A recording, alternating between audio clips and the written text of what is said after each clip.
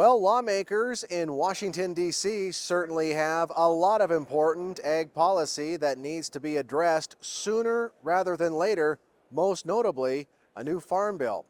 Pro-farmer and Farm Journal analyst Jim Wiesemeyer gave us his thoughts recently on whether or not this important farm legislation will get across the finish line in 2024 or get lost in election year politics.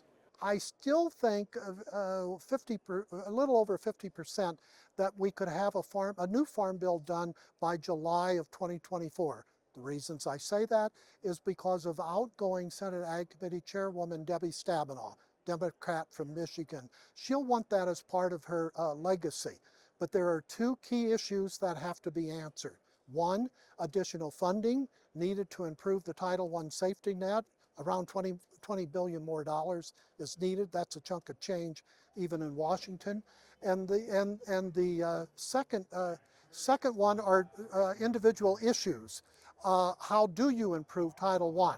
Reference prices, base acre update, etc. So those are two key critical issues. He also explained how California politics are creating volatility in the U.S. livestock industry. Yeah, well, California is the Proposition 12, where California has dictated how you raise hogs, okay, and to the detriment of a lot of states. And it's also California. It has significantly raised the price of pork in the state of California because you have to meet cage requirements, to be very general on it, and it's costly to do that.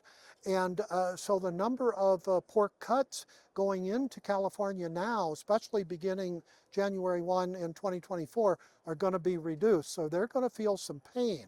But you have some other states wanting to echo what California is doing. And on the trade front, he says that U.S. agriculture is in a vacuum right now. U.S. agriculture for years has benefited from new bilateral, one-to-one, or multilateral trade agreements, but there's been very few, if any, under the Biden administration. The Trump administration had some, but they really didn't focus on trade. In fact, we had the trade war with China.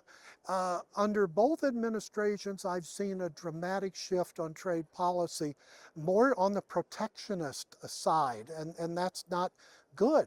Now, Jim has been covering ag policy in our nation's capital since 1978 and certainly is still one of the most respected analysts in the business today.